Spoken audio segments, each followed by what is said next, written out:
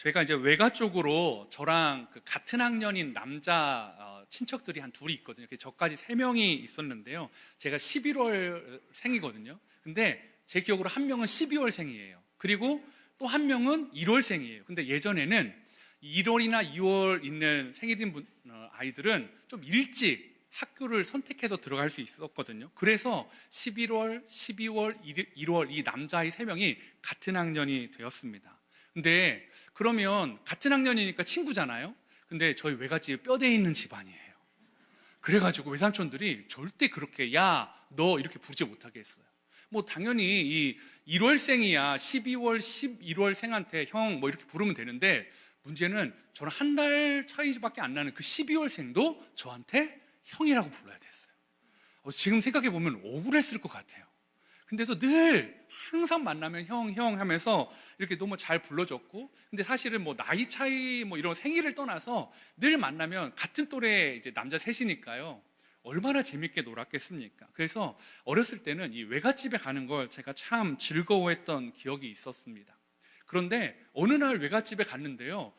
이게 오랜만에 갔는데 이 두 녀석들이 이 장기를 외삼촌들한테 배운 거예요. 저는 그때서야 장기가 뭐 처음 본 거예요. 그래서 근데 이제 길을 처음 알려주는 거예요. 형, 이거는 상이야, 이렇게 가는 거야. 얘는 마야, 이렇게 가는 거야. 처음에는 길 외우는 것만으로 벅찬 거예요. 근데 이게 또 형이라고 맨날 불러주는데 걔네들이 막 보고 있는데 뭐 구경만 할 수는 없으니까 열심히 외우고 막 열심히 이제 같이 두었던 기억이 있습니다. 제가 똑똑했던 것 같아요. 다 외우고 이제 그 장기를 같이 두는데요. 이게 딱 보니까 얘가 이렇게 가는 거지 하면서 이걸 제 이제 동생의 그 말을 먹기 위해서 이렇게 하면 되겠다. 다음번 정도에 이걸 이렇게 옮기고 저걸 저렇게 옮기고 이렇게 해가지고 먹으면 되겠다고 머리 탁 새긴 거예요. 얼마나 제가 영특했는지 모릅니다. 그리고 정말 그렇게 해가지고 그 동생의 말을 잡아 먹었어요. 역시 난 똑똑해. 그런데요, 몇 수 뒤에 저는 분명히 차나 상이나 말로 쫄 하나 먹었거든요. 근데 제 동생은 그 차나 상이나 말을 다른 걸로 딱 먹더라고요. 그러니까 저는 쫄 하나 주고 차나 포나 이런 걸 다 띄워주는 거예요. 그러니까 장기를 이길 수가 없죠. 그리고 저는요, 처음 하다 보니까 얼굴에 시선에 다 티가 나는 거예요. 저거 먹어야 되는데 안돼 가지마, 옮기면 안돼, 막 이게 다 티가 나는 거예요. 그러니까 얼마나 이 동생이 보면서 우스웠겠냐고요. 그래서 참 여러 번 두면서 이제 좀 많이 따라잡았던 기억이 있는데요. 그래도 지금 생각해 보면 이 동생들이 많이 봐줬던 것 같아요. 제가 생각하기에 이 정말 나의 정말 절묘한 수다라고 했는데, 동생들은 그거보다 훨씬 더 저보다 한 수, 두 수, 세 수 앞을 보고 때로는 자기 조를 내주고 때로는 자기 말을 내주면서 제 귀중한 차포 뭐 이런 거, 심지어는 장군하면서 제 걸 다 잡아먹더라고요. 제가 이 기억이요, 살면서 굉장히 큰 저에게 은혜가 되었던 적이 있었습니다. 저보다 제 동생들이 훨씬 더 많은 장기를 두었기 때문에, 그리고 훨씬 더 먼 수를 보는 것들이요, 신앙생활 하니까 그런 분이 계시다는 걸 제가 알게 되겠더라고요. 제가 참 많은 인생의 계획들을 세웠거든요. 그리고 그것들을 이루어 가려고 했어요. 그리고 막 안 그런 척 하지만 너무 갖고 싶은 거 있잖아요. 저거 가져야 되는데 가져가지 마, 내 거야. 막 때로는 막 연애할 때는 저 자매는 나랑 사귀었으면 좋겠다. 이브 때는 아내가 없으니까 이런 얘기를 할 수 있는. 예. 뭐 말하지 마세요, 여러분. 예. 그런데요, 제가 그러면서 제 수는 늘 익혔어요. 자매들한테도 익히고 동생들한테도 익히고 다른 사람들한테도 늘 익혔는데요, 그럼에도 불구하고 저보다 늘 한두 수, 아니 몇 수 앞을 두시고 저의 인생에 장기를 두고 계시는, 그 인생의 묘수를 두고 계신 하나님을 제가 만나면서 제가 그때부터 저의 인생의 계획들을 내려놓기 시작했습니다. 하나님을 의지하는 거죠. 하나님을 붙잡는 그런 삶을 살게 되었다라는 것입니다. 오늘 바울도요, 그러한 삶을 살고 있는 것 같습니다. 자신의 묘수보다 하나님의 절묘한 수, 하나님의 그 계획하심, 하나님의 묘수를 살아가고 그것을 그 삶을 통해서 인정하고 있다라는 거죠. 바울의 생각과는 지금 전혀 다른 길을 마주하고 있습니다. 그래서 자신이 생각했던 시간도 아니고 장소도 아니고 상황에 놓여 있지도 않았습니다. 그런데 바울은 그곳이, 그때가, 그리고 그 시간이 하나님의 묘수라는 것을 인정하고 고백하고 있는 이 모습이 저에게 다시 도전이 되더라고요.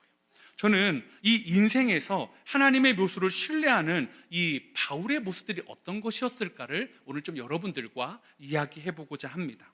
하나님의 묘수를 신뢰하는 바울이 보여줬던 삶의 고백들이 있는데요, 그게 첫 번째가 뭐냐면 삶의 해석을 바꾸는 도리어라는 단어입니다. 빌립보서 1장 12절에 보니까 한번 같이 읽어보실까요? 시작. 형제들아, 내가 당한 일을 도리어 복음 전파에 진전이 된 줄을 너희가 알기를 원하노라. 예, 바울이 뭐라고 하냐면 형제들아, 내가 당한 일이라고 하면서 자신이 어떠한 일을 당했는지를 기억하게 해줍니다. 상기시키고 있다라는 거죠. 그런데 제가 늘 말씀드리고 있는데, 빌립보서를 시작하면서 말씀드렸는데, 바울은 지금 어떤 상황이죠? 어디에 있습니까? 감옥에 있다라는 거죠. 그런데 이 감옥에 있는 이 상황이 사실은 빌립보나 다른 성도들에게는 어쩌면 좀 낯선 상황이었을 거예요. 왜냐하면 제가 말씀드렸잖아요. 사도행전 16장에서 바울은 빌립보에서 복음을 전하다가 감옥에 실라라는 사람과 함께 갇혔던 적이 있었다라는 거죠. 그런데 그때에 그 잡히고 나서 바로 그 기도하고 찬양하는 중에 한밤중에, 하루도 되기 전에 지진이 일어나고, 그래서 그 발에 차있던 착고가 풀리고 옥의 문이 열리는 기적을 경험했다라는 거죠. 그리고 나서 이 일이 있은 후에 12년이 지난 거예요. 분명히 그러한 일을 경험했는데 이 다른 성도들이 보기에 왜 지금은 그러한 일이 안 일어나냐라는 거예요. 12년 전에는 바울이 신라와 함께 있을 때에 분명히 그런 기적이 일어났잖아. 감옥에서 나왔잖아. 그럼 왜 지금은 안 일어나는 거야? 아, 신라가 없어서 그런가? 그러면 그때는 신라 때문에 열린 건가? 이런 의문을 가질 수 있는 건 아니겠습니까? 말하기 좋아하는 사람들은 그렇게 말했을 거예요. 아, 바울이 아니라 신라 때문에 그랬던 것 같은데? 아니면 바울이 뭔가 잘못했던 거 아닐까? 바울이 실수한 거 있는 거 아닐까? 바울이 혹시 복음에 문제가 있었던 건 아닐까? 사도가 아닌 건 아닐까? 늘 자칭 사도라고 하는데 아닌 건 아닐까? 아니면 바울이 하나님께 버림받은 것은 아닐까라고 궁금해하는 사람들도 분명히 있었을 것입니다. 왜냐하면 그 12년 전에는 한밤중이라는 단어로 시작하거든요. 즉 하루가 되기도 전에 응답을 받았다면 지금 바울이 감옥에 갇혀있는 시간은 무려 4년이나 되었다라는 거죠. 가이사랴에서 2년, 로마에서 2년을 갇혀 있으면서 총 4년의 시간을 갇혀 있는 거예요. 그 시간 안에 바울도 기도했을 거예요. 그리고 빌립보 성도들, 또 다른 교회 성도들도 바울을 위해 중보기도 하고 있다라는 거죠. 그런데 12년 전에는 하루가 지나기 전에 일어났던 기적이 지금은 4년이 지나도 일어나지 않는 것, 바울이 버려졌구나, 바울에게 문제가 있구나, 이런 것들이 서로 교회 안에 암암리에 흘러가는 생각일 수도 있었고요. 더 심각한 것은 처음 예수님을 믿는 사람들에게 오는 충격이었습니다. 뭐가 충격이었냐면 이 로마가 지배하는 이 당시에는요, 그 세계의 주님, 주라고 딱 말하면 딱 떠오르는 사람은 바로 로마의 황제였습니다. 그래서 모든 로마 시민들에게 주님 하면 황제가 신이었습니다. 그런데 그런 로마 사람들이 개종을 한 거예요. 예수님을 믿게 된 거예요. 그들에게는 이제는 황제가 주님이 아니라 누가 주님이 된 거죠? 예수님이 주님이 되는 변화의 사건들이 있었다라는 거죠. 그런데 그래서 나는 황제가 아니라 예수 그리스도를, 하나님을 나의 주로 모시고 살아가겠어 하는데, 그 대표주자인 바울이 감옥에 갇혔는데 황제의 영향력에서 감옥을 못 뚫고 나오는 거예요. 황제를 못 이기고 여전히 4년 동안 감옥에 투옥되어 있는 무능력한 모습을 보이고 있다면 그 초신자들이 무슨 마음이 들까요? 나 다시 개종한 거 포기해야 되는 것 아닐까? 그냥 로마의 황제를 나의 주로, 그 강력한 힘을 행하고 있는 황제를 다시 나의 주로 고백해야 되는 것 아닐까? 라고 그런 명분을 주기에 충분한 사건이었다라는 거죠. 그런데 세상 사람들이 보기에 그래서 이것이 복음의 후퇴, 복음이 막혀져 있는 것처럼 보이는데 바울은 그렇게 말하지 않습니다. 12절에요. 형제들아 내가 당한 일 말한 다음에 그 다음에요. 도리어라는 단어를 사용하고 있습니다. 도리어 복음이 전파의 진전이 된 줄을 너희가 알기를 원하노라. 바울은 자신이 감옥에 있어도 오도 가도 못하는 상황이었지만 이것은 막혀있는 것도 후퇴도 아니고 복음의 나아감, 진전, 진보다라고 말하고 있다라는 거죠. 그것을 그러면 뭐 때문에 바울이 그렇게 말하는지 근거가 있어야 되잖아요. 그게 바로 그 다음 절인 13절에 나옵니다. 13절에 이렇게 말합니다. 이러므로 나의 매임이 그리스도 안에서 모든 슈이데 안과 그 밖에 모든 사람에게 나타났으니 라고 말입니다. 즉 지금 바울은 로마의 황제에게 재판을 받기 위해 지금 구금되어 있는 상황이다라는 거죠. 기다리고 있는 겁니다. 그리고 로마의 황제 앞에 서야 되는 죄수기 때문에 일반 병사들이 바울을 감시하고 지켜보는 것이 아니라 황제의 시위대가 바울을 감시하고 지켜보고 있다라는 거죠. 근데 이 시위대라는 것은 이 황제를 매우 가까운 지근거리에서 보좌하는 특별한 사람들 아닙니까? 학자들마다 이 숫자의 차이는 조금 있지만 보통 그 당시 시위대의 규모가 한 7,000에서 9,000명 정도라고 합니다. 그리고 이 로마에서 이 보통 감옥에 갇힌 죄수들은요 4인 1조가 되어서 사교대로 지켰다라는 거예요. 그러면 이 시위대들이 몇 명이 하루 동안 바울을 거쳐가야 되는 거죠? 여러분 4인 1조 사교대 4사 16입니다. 졸리실까 봐요. 네, 맞습니다. 16명이 매일매일 바울을 만나야 되는 거예요. 여러분 한번 생각해 보십시오. 바울이요 복음을 전하면서 시위대 그 황제의 지근거리에 있는 사람을 만나는 게 쉬웠을까요?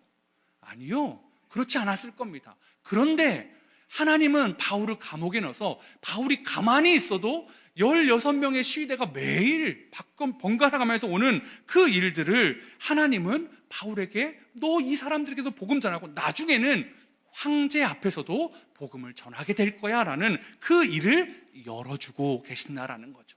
바울은 막혀있는 것 같지만 막혀있는 게 아니라 시위대를 향해서 황제를 향해서 하나님이 열어주신 그 길을 걸어가고 있다라는 거죠. 메시지 성경에 보니까 13절을 그래서 이렇게 표현하고 있습니다. 내가 메시아 때문에 감옥에 갇혔다는 사실을 이곳의 모든 병사와 그 밖의 모든 사람들이 알게 되었습니다. 그 사실이 저들의 호기심을 자극해 이제는 저들도 그분을 많이 알게 되었습니다. 하루에 4명씩 사교대를 하면서 바울을 볼 때마다 쟤는 무슨 죄 때문에 온 거야? 쟤는 도대체 뭐 때문에 저러고 있는 거야? 쟤는 왜 맨날 뭐 이렇게 불평이 없이 맨날 감사하고 찬양하고 있는 거야? 제가 이야기하는 건 뭐야? 예수님 때문이라는데 그 사람은 누구야? 그런 생각들이요, 그 호기심들이요, 시위대의 사람들에게 예수를 알게 하는 은혜의 통로가 되었다라는 거죠. 바울에게 이 일은요 장애물이 아니라 시위대에게 복음을 열어주는 장애물을 치워주신 하나님의 은혜였습니다. 바울에게 수감 생활은 로마의 황제를 만나게 해주는 장애물을 치워주시는 하나님의 묘수였다라는 거죠. 그의 매임과 투옥은 그래서 복음의 후퇴가 아니라 진전이라고 성경은 말하고 있습니다. 그게 도리어예요.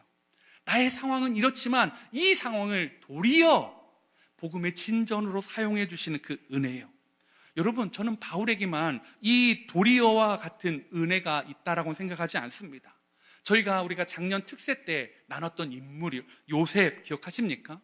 요셉에게도 이 도리어의 은혜가 있다라는 거죠. 형들에게 살해의 위협을 받으며 구덩이에 던져졌습니다. 그리고 어떻게 합니까? 이집트에 팔려가죠. 이집트에서 열심히 일했는데 주인의 아내의 유혹을 거절한 것 때문에 그는 강간비수범이 돼가지고 감옥에 갇히게 됩니다. 억울합니다. 사람의 눈으로 보면 너무나 아프고 겪고 싶지도 않고 겪어서도 안 되는 일을 지금 요셉이 겪고 있다라는 거죠. 불행의 시작이었고 불행의 연속이었고 불행의 종착역처럼 보여집니다. 그런데요, 그것은 불행의 시작도 아니고 불행의 연속도 아니고 불행의 종착도 아니고 뭐라고요? 하나님의 묘수였다고요. 요셉을 누구 앞에 세우기 위해서요? 이집트의 파라오 앞에 세우기 위한 하나님의 묘수였다라는 거죠. 여러분 생각해 보세요. 히브리인의 꼬마 아이를 어떻게 대제국 이집트의 파라오가 만나는 일이 가능하겠습니까? 그러기 위해 얼마나 많은 노력이 있어야지만이 한 히브리 소년이 파라오 앞에 나갈 수 있겠습니까? 얼마나 많은 돈을 투자해야 되고 얼마나 많은 사람들에게 정말로 로비를 해야 되겠습니까? 불가능한 일입니다. 그런데 하나님은 물론 요셉에게 아프고 힘들었지만 요셉에게 그 아픔을 통해 하나님의 일하심을 보여주고 있다라는 것입니다. 하나님의 묘수는 도리어를 만들어 주셨습니다. 그래서 바로 앞에 세우고 총리로 만들어서 기근을 해결하게 하고 또 아버지 야곱과 그의 형제들을 애굽으로 초청하게 돼서 성경이 말했던 430년을 지내게 하신다는 그 약속의 성취를 하나님은 어떻게 해요? 요셉을 감옥에 멈춰두게 하심으로 그 일을 하고 있다라는 것입니다. 정말 이 요셉에게만 그렇습니까? 저는 베드로에게도 이 도리어의 은혜, 도리어의 시간이 있었다고 봅니다. 베드로가 예수님의 제자가 되기 전에 밤새도록 그물을 내리면서 물고기를 잡았던 적이 있습니다. 그런데 물고기를 한 마리로 잡지 못한 거예요. 그래서 그냥 허탕친 거죠. 그리고 그 그물을 씻으면서 정리하고 있었습니다. 그때 예수님이 그 사람들 앞에서 서셨고 그때의 베드로의 배에 오르셔서 배를 좀 육지에서 띄워줄 수 있겠니? 하면서 육지에 있는 사람들을 향해 하나님의 나라를 말씀을 전파해 주셨다라는 거죠. 베드로 입장에서는 사실은요 물고기를 한 마리도 잡지 못한 그 상실감이 있는 시간이었어요. 그리고 밤새도록 그물을 내는데 한 마리를 못 잡았기 때문에 피곤함이 있는 시간이었어요. 그런데 한 예수님께서 그 사람들 향해서 말씀을 전하신 다음에 베드로를 바라보십니다. 그리고 깊은 데로 가서 그물을 내리라 라고 말씀하시죠. 다 정리했어요. 그물 씻었습니다. 피곤합니다. 그런데 베드로가 순종합니다.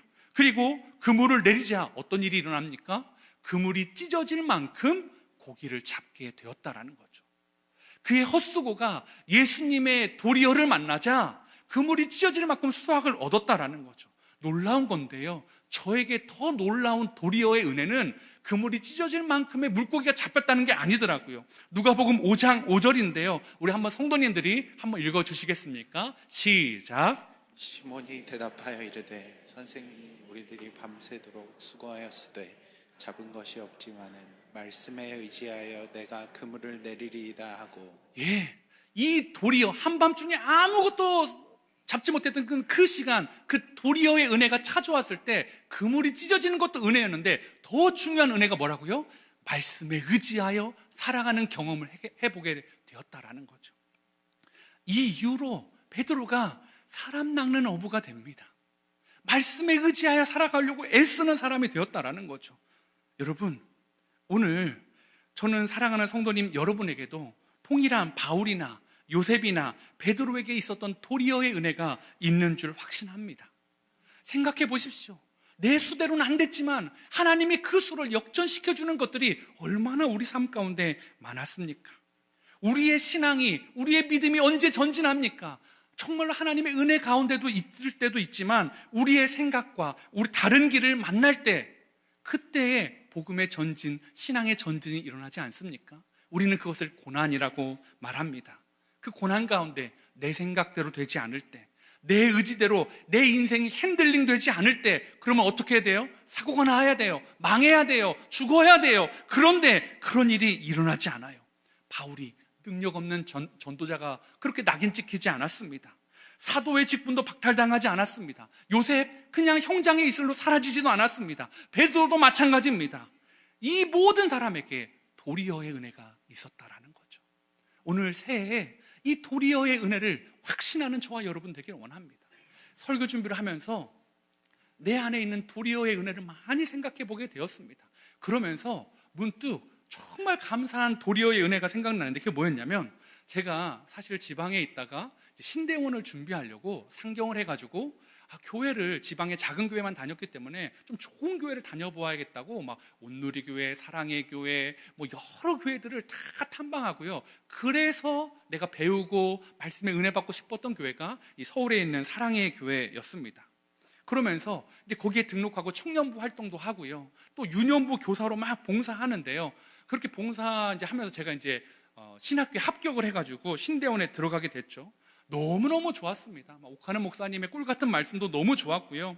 그 큰 교회에서 막 배우고 부서에서 하는 것들 배우고 또 목사님의 또 그 부서 목사님의 또 설교의 은혜도 받고요. 무엇보다 그 부서에 있는 그 선생님들, 훌륭한 집사님들, 권사님들 그런 분들의 모습, 또 같이 할 수 있는 청년들, 동역자들 만나고요. 또 하나 거기 유년부에서 아내도 만났거든요. 아유, 그래가지고 지금 살고 있는 아내예요, 여러분. 그런데요, 그렇게 하니까 너무너무 행복하잖아요. 너무너무 좋았어요. 그런데 제가 이제 그렇게 해서 열심히 봉사하고 1년 지났을 쯤에 이 윤영보 목사님이 저한테 이렇게 말씀하시는 거예요. 윤 선생님, 그 당시에 그 사랑의 교회 윤영부에 담당 목사님이 있었고 부서가 크니까 전도사님이 있었고 이제 인턴 전도사를, 인턴 개념을 해가지고 전도를 뽑는다는 거예요. 그래서 윤 선생님이 한번 지원해 보시면 우리가 정말 부서에서 열심히 섬겼던 그 모습들을 인정해서 잘 설명을 드리고 이렇게 좀 해줄 테니까 한번 지원해 보라고, 될 수 있을 것 같다고 하신 거예요. 사실은 저는 그거를 바라고 막 한 게 아니기 때문에 그냥 저를 좋게 봐주신 것만으로도 너무너무 감사했습니다. 그리고 그냥 원한 게 아니었으니까 좀 잊고 열심히 더 그냥 봉사하는 대로 하면서 지나갔어요. 근데 어느 날 이 목사님이 막 안절분절하면서 오시는 거예요. 윤 선생님, 미안해서 어떡하지? 목사님이 나한테 미안할 게 뭐가 있지? 그때 이러는 거예요. 다른 부서에서 옆에 초등부에서 인턴 조사를 뽑았는데 신대원 1학년생을 뽑았다는 거예요. 그러면서 교회의 기류가 인턴 전사가 1학년을 뽑는 기류로 바뀌었다라는 거예요. 저는 몇 학년이죠? 2학년에 올라가야 되는데. 그래서 윤 선생님은 안 될 것 같다라는 거예요. 나는 원래 기대도 안 했는데 괜찮습니다. 그리고 이렇게 또 헤어졌어요. 며칠 뒤에 이분이 저한테 윤 선생님 괜찮은데요? 왜? 그래서 목사님 그랬더니 이력서 한 장하고 자기소개서 한 장만 써와요. 제가 말씀드렸잖아요. 제 이력서에 쓸 게 딱 두 가지. 육군 병장 만기 전역, 일정 보통 면허. 목사님 이거밖에 없는데 어디를 가려고요? 일단 써봐요. 그래서 써가지고 저를 그분의 차에 태워가지고 데려간 곳이 분당우리 교회였어요. 그리고 이찬수 목사님을 만나서 면접하고, 그리고 부서에 가서 설교하고, 나중에 목사님이 그럼 함께 합시다. 윤 선생님이 윤전도사가 된 거예요. 여러분, 제가 그것들을 한번 딱 생각이 나면서요, 우와, 나 인턴 전도사 안 된 게 너무너무 감사한 거예요. 나 인턴 전도사 만약 제가 그 교회에서 됐다면 제가 이찬수 목사님을 만날 수 있었을까요? 그리고 시간이 아주 오래 지나서 이 너무나 귀한 1만 성도 파송이라는 이 사명의 일에 제가 동참할 수 있었을까요? 아마 다른 교회에서 그런 일이 있었대라는 소문만 듣고 그렇게 살아가는 목회자가 되지 않았을까요? 그리고 그 도리어의 은혜가 없었으면 제가 어떻게 여러분을 만나겠습니까? 너무나 하나님을 사랑하고 정이 있으시고 정말 기도하고 정말 서로를 위하는 우리 함께 그린 게 동역자들을 못 만났을 걸 생각하니까 그 옆에 부서에서 1학년 뽑아준 게 할렐루야 한 거예요. 어제 새벽에 의자에 앉아서요, 여러분. 여러분, 이렇게 너무 감사한 도리어만 있는 게 아니에요. 제 안에 너무나 아픈 도리어도 있었습니다. 아직은 오픈할 수 없는 도리어도 있고, 아직은 그 상처들이 끌어안고 살아가는 도리어도 있었습니다. 저만 그럴까요? 그런 도리어의 은혜를 말하면 아마 설교 시간에 예와 말하다가 끝나야 될 겁니다.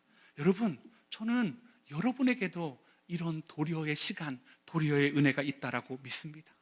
작년에 제가 설교 시간에 문득 언급해드렸던 그 성도님들의 이야기요, 다 도리어의 은혜 아닙니까? 어려움 가운데 있었지만 도리어 그 일이 나의 믿음의 성장에, 주님을 가까이 하는 일에 하나님이 역전시켜줬던 그 도리어의 은혜였다라는 것, 그렇게 고백하는 것 아닙니까? 그것이 요셉의 고백을 빌리자면 창세기 50장 20절에 우리 특세 때의 주제예요. 당신들은 그 나를 해하려 하였으나 하나님은, 제가 여기다 그냥 도리어 넣었어요. 원래 성경에는 없는데, 하나님은 도리어 그것을 선으로 바꾸사 오늘같이 많은 백성의 생명을 구원하게 하시려 하셨나니. 하나님이 나를 왜 인턴 안 되게 하셨지? 그 대형교회 되고 싶었는데 도리어 나를 이찬수 목사님 만나고 1만 성도 파송에 동참하게 하고 귀한 함께 그린 교회 성도님 만나게 하시려고 나를 그렇게 하셨다라는 거예요. 사랑하는 성도 여러분, 바울이요, 지금 상황은 사실 주변 사람 보기에 별로 행복하지 않습니다. 일평생 주를 위해 일했던 바울이 어떻게 하나님이 대우하시는 거예요? 감옥에 두시는 거예요. 가이사랴의 인연, 로마의 인연. 뭐라고 딱히 말할 수 없지만 수고하고 애쓴 바울의 모습을 생각하면 그의 말년은 결코 그래서는 안 돼요. 행복해야죠. 주를 위해 애썼는데 건강해야죠. 주를 위해 애썼는데 좀 평안해야죠. 그런데 그것과는 멀다라는 거죠. 혹시 여러분 그런 마음이 여러분 일평생 살아오면서 느껴진 적 없으십니까? 내가 주님을 위해 어떻게 했는데 주님, 내가 지금 이러한 대우를 당합니까? 혹시 여러분의 부모님들을 보면서 진짜 신실하게 살아오셨는데 결국 여러분의 부모님의 삶의 모습이 아프고 힘 빠지고 어렵고 그런 모습을 보면서 주님, 나는 아니더라도 우리 부모님한테는 그러시면 안 되죠. 우리 부모님이 어떻게 주님을 섬겼는데요. 혹시 교회 동역자들을 보면서 주님, 저는 믿음이 연약하지만 이 집사님한테는 그러시면 안 되는 거 아닙니까? 이 집사님이 어떻게 주님을 붙잡고 있는데. 여러분, 그런데 바울은요 그렇게 말하지 않습니다. 도리어 그 다음에 그 도리어의 은혜로 인해서 감사하고 있다라는 거죠. 자신의 꿈, 자신의 비전, 하나님이 자기의 사명이 이루어져 가고 있다라는 거죠. 새해를 시작하시고 송구영신 예배 드리시면서 길을 만드신 하나님, 광야에 길을 내시고 사막에 길을 내시고 또 물을 내시는 그 하나님을 막 했는데 막상 25년이 들어왔는데 여전히 어둠의 터널을 지나가는 우리 성도님들 계십니까? 삶이 여전히 힘들고 여러분을 두렵게 하는 그 문제는 여전히 그대로 있는 분들 계십니까? 오늘 그분들에게 이 도리어 그것을 손으로 바꾸시는 하나님을 바라보는 영적 시각이 열려지는 축복이 있기를 소망해 봅니다. 그래서요 2025년에는 하나님께서 여러분에게 반드시 이 도리어의 은혜를 통해 여러분이 상상도 못하는 그 일들을 행하시기를 축복합니다. 하나님의 묘수를 신뢰하는 바울이 보여주는 삶의 고백, 두 번째는요 삶의 태도를 바꾸는 그렇지만 어떻습니까? 라는 고백이다라는 거죠. 이 도리어의 은혜를 경험한 이 바울은요 삶의 해석이 바뀌어버렸지 않습니까? 그런데 이 도리어를 경험하고 나서 삶의 해석하는 것뿐만이 아니라 삶의 태도도 바뀌어버렸다라는 거죠. 바울이 갇힌 것은요 이 갇힌 것 때문에 두 가지 변화가 있었어요. 첫 번째는 그 로마의 성도들이 바울이 투옥된 것 때문에 위축된 것이 아니라 오히려 복음을 전하기 시작한 거예요. 예전에는 바울처럼 특별한 사람만 복음 전하면 되지 뭐 아우 저렇게 복음 잘 전하는 사람이 있는데 내가 복음을 전할 수 있겠어? 이런 마음이었는데 그 앞에 선두에 섰던 바울이 갇히자 우리가 해야지, 우리가 주의 복음의 전진을 위해 힘써야지 하면서 모든 사람들이 어떤 은사나 이런 걸 떠나서 복음을 증거하는 일에 열심을 내기 시작했다라는 것입니다. 그리고 두 번째는요 또 반대급으로 나쁜 의미로 바울이 복음을 전하지 못하는 이 틈을 타서 그동안 바울의 영향력 아래 눌려있던 사람들, 바울은 인정하는데 자기는 인정받지 못한 것 때문에 불편했던 사람들, 그 사람들이 자신의 영향력과 권위를 높이려고 투기와 분쟁으로 복음을 전하는 사람들이 있었다라는 거죠. 그래서 17절에 이렇게 말합니다. 그들은 나의 매임에 괴로움을 더하게 할 줄로 생각하여 순수하지 못하게 다툼으로 그리스도를 전파하느니라. 그럼 바울이 뭐라고 얘기해야 돼요? 하나님, 내가 그냥 여기 감옥에 있는 것까지는 괜찮은데 왜 그렇게까지 하셔야 돼요? 복음이 막 사람들이 전하는 건 좋은데 왜 나 약 올르라고, 나 상처난 곳에 더 아프라고 막 복음 전하는 그런 사람들은 아닌 거 아닙니까? 라고 말할 수 있는데 바울의 반응은 전혀 다릅니다. 그 다음 17절 다음에 있는 18절에 나오는 말이요, 제가 좀 세번역으로 가져왔어요. 세번역으로 제가 읽어드릴게요. 그렇지만 어떻습니까? 거짓된 마음으로 하든지 참된 마음으로 하든지 어떤 식으로 하든지 결국 그리스도가 전해지는 것입니다. 나는 그것을 기뻐합니다. 앞으로도 또한 기뻐할 것입니다. 나를 괴롭히는 것이 있었어요. 근데 누구를 괴롭히는 거예요? 바울을 괴롭히는 거예요. 너 아파봐라, 너 힘들어봐라, 너 울어봐라, 너 낙심해라, 너 넘어져라, 너 원망해라. 그런데 바울이 뭐라고요? 그렇지만 어떻습니까? 다른 말로 하면 그게 무슨 상관입니까? 나를 괴롭히려는 상대방의 의도가 무슨 상관입니까? 그게 나와 무슨 상관입니까? 선포하고 있다라는 거죠. 여러분, 2025년 여러분을 괴롭히는 분들이 멀리 있지 않을 수 있어요. 다락방을 오픈하고 새롭게 다락방을 나누다 보니까 이전 집사님들은 3년 동안 하면서 진짜 마음이 이제 겨우 막 오픈되고 막 너무 끈끈한데 이제 내 이야기를 또 오픈해야 되고 또 이 사람 내 심정을 모르고 막 그러면서 아플 수가 있어요. 그런데요, 그때요, 여러분에게 이 고백이 있기를 원합니다. 그게 무슨 상관입니까?